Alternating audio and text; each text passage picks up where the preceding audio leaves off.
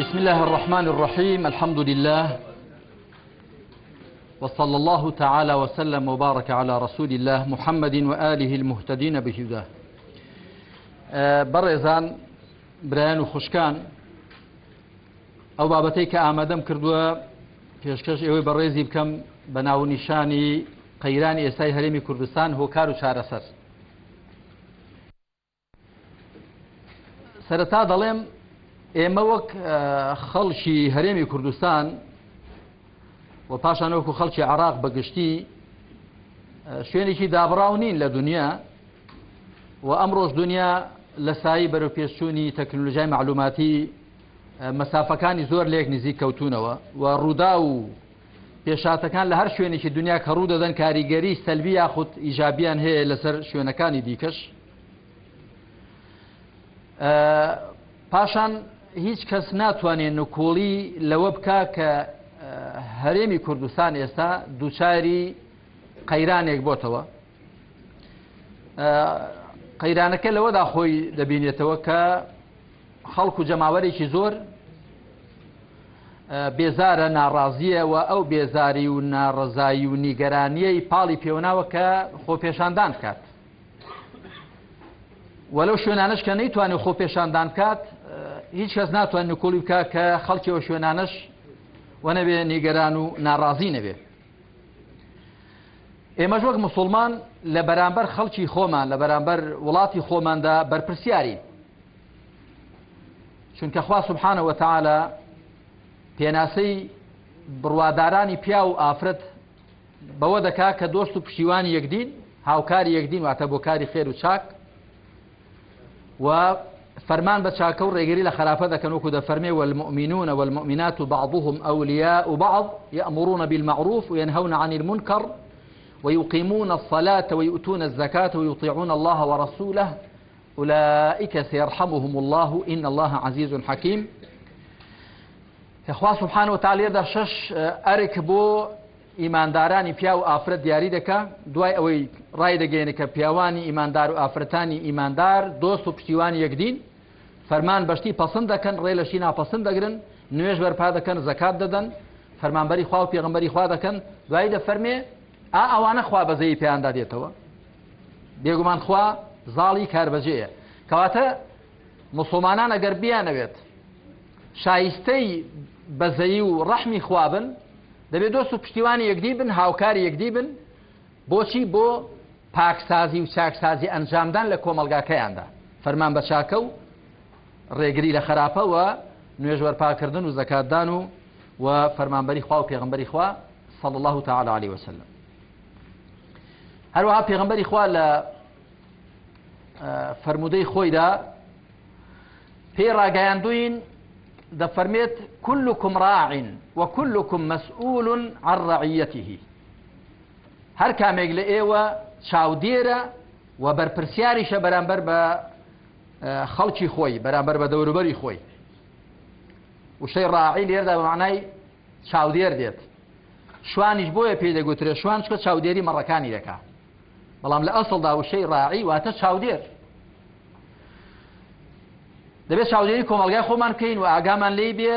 و لە بەرامبەریدا بەرپرسیارین، لە بەرامبەر خێر و شەڕی کۆمەلگای خۆماندا بەرپرسیارین. پێغەمبەر صلی الله عليه وسلم دەفەرمێت من أصبح لا يهتم للمسلمين فليس منهم. وەکو لە هەندێک لە کتێبەکانی سونەن داهاتووە، هەر کەسێک ڕۆژ بکاتەوە و گرنگی بە موسڵمانان نەدا لەوان نییە، واتە لەو سیفەتەدا لەوان نییە. دیارە من بابەتەکەم کردو بە دوو بەشەوە، بە دوو تەوەرەوە. وەرەکەم لە باسی هۆکاری هاتنە پێشی ئەم قەیرانە دەکەم کە بەڕاستی قەیرانێکە ڕۆژ بە ڕۆژ قوڵ دەبێتەوە و ڕۆژ بە ڕۆژ فراوان دەبێت و لقوپۆپی لێ دەبێتەوە. بەڕاستی تێگەیشتن لە هەر حاڵەتێک زۆر یارمەتی ئینسان دەدا کە چۆن مامەڵەی ڕاستودروستی لەگەڵدا بکە. نەخۆش کە دەچێت بۆ لای دکتۆر، ئەگەر دکتۆرێکی باش بێ، هەر بە لە کۆڵ خۆکردنەوە نەخۆشەکانی بەڕێنەکە، پێشێ دێنێت فەحسی دەکا، ئەگەر پێویستە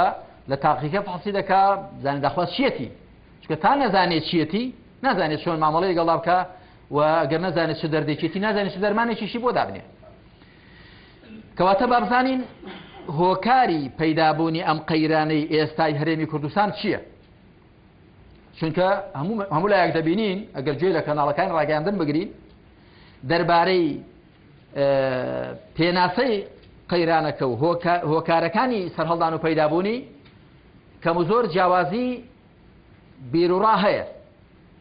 دەگونجێ زۆر شت دەربارەی هۆی پەیدابوونی ئەم قەیران و گرفت و کێشەی کە لە هەرێمی کوردستاندا هەیە زۆر شت دڵێ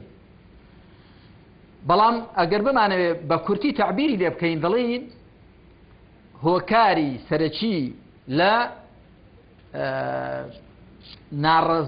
ناڕەزابوونی خەڵک و نیگەرانی خەڵک و ڕەخنە و گلەیی خەڵک لە واقعە سیاسیەکە لە بەرپرسان کە ئەویش لە چدا بەرجەستە بۆ ئێستا هۆکاری سەرەکی ئەو قەیرانە بەڕاستی بریتێ لە نەبوونی دادگەری نەبوونی دادگەری مەبەستمان پێش تێک و دوو شت نییە بەڕاستی لە ڕووی سیاسیەوە تەماشا بکەین نادادگەری هەیە لە ڕووی ئابووریە تەماشا بکەین نادادگەری هەیە لە ڕووی کۆمەڵایەتیەوە تەماشا بکەین نادادگەری هەیە ئەگەر لە ڕووی سیاسیەوە تەماشا بکەین پێمانە هیچ کەس نوکوڕی لەوە بکات کە بڕیاری سیاسی قۆرخ کراوە لەدەست هەندێک کەسدا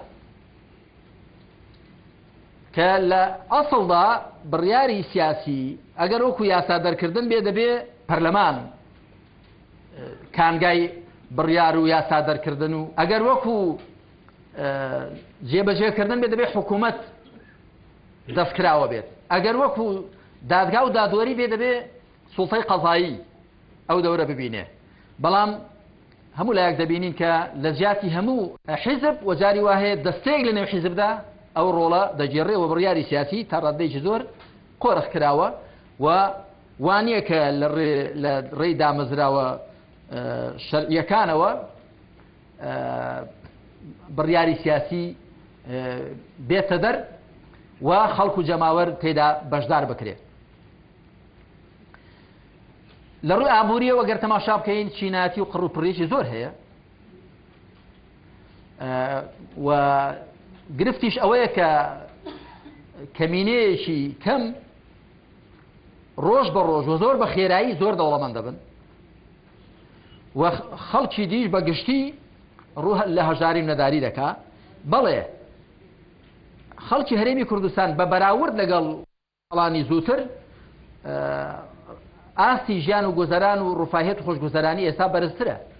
بەڵام دیسان ناشگونجێ نوکۆڵی لەوە بکرێت کە بەڕاستی ئێستاش خەڵکێکی زۆری بێجێگە و ڕێگە خەڵکێکی زۆری قەرزدار خەڵکێکی زۆری بێکار و کەسابەت هەیە هەرچەندە بەڕاستی گرفت و کێشەش تەنیا نەبوونی نان و نەبوونی پێداویستی مادیەکان نییە ناشگونجێ هەر بۆ تەفسیری کەی تا بڵێن وڵات کوا خۆ ڕێژەی هەژاری و نەداری لە هەرێمی کوردستاندا زۆر کەمترە لە فلان شوێن و فلان شوێن نامەسەلە هەر ئەوەندە نییە وەکو دوای باسی دەکەن شاری تایبەت بە خۆیان شوێنی تایبەت بە خۆیان خوێندنگای تایبەت بە منداڵەکانیان هەموو شتی تایبەت بە خۆیان وردە وردە پەیدا دەبێ و لە خەڵکی دیکەدا دەبڕێن ئەو بێعەدالەتیە کە وەکو گوتم هەر کاتی عەدالەت نەبوو دیارە زوڵم حازرە چونکە خۆی وایە یان عەدل هەیە یان زوڵم هەیە کە بە ئەندازەیەوە کە عەدالەت و دادگەری کەم دەبێت زوڵم شوێنەکەی پڕ دەکاتەوە بەڕاستی ئەوە هۆکاری سەرەکی تووڕەیی و بێزاری و گلەیی خەڵکە ڕەنگە یەکێ بڵێ باشە بۆچی زۆر باسی گەندەڵی دەکرێت گەندەڵی بەرهەم و دەرهاویشتەکانی ئەو زوڵ مستەمەی کە هەیە لە ڕاستیدا نیشانەی نەخۆشیە ئەسڵی نەخۆشیەکە نییە چونکە گەندەڵی ئەلبەتە بە هەموو جۆرەکانیەوە گەندەڵی سیاسی ئیداری ئابووری کۆمەڵایەتی قەت ناگونجێ زوڵم هەبێ و کۆمەڵگە دابەش نەبێ بۆ دوو بەش زاڵم و مەزڵوم زاڵم تەسەور ناکرێت زاڵم هەبێ هەتاکو مەزڵومیش نەبێ و کەواتە زۆر جار کە کێشەی هەرێمی کوردستان و قەیرانی هەرێمی کوردستان لە گەندەڵیدا خولاسە دەکرێتەوە ئەوە بەڕاستی مبالغەیە وان نییە گەندەڵیش بۆ خۆی یەکێکە لەو نەخۆشیانەی کە لە بێعەدالەتیەوە پەیدا دەبێت لەو زوڵ مستەمەوە پەیدا دەبێت کە لە سیستەم و وەزع سیاسیەکەماندا هەیە. ئەگەر بە شێوەیەکی معادلاتی هۆکارەکانی سەرهەڵدان و پەیدابوونی ئەم قەیرانە ئێستا هەرێمی کوردستان باسکەین دەتوانین بڵێین نەبوونی دادگەری ئەویش لە نەبوونی بەرنامە و سیاسەتی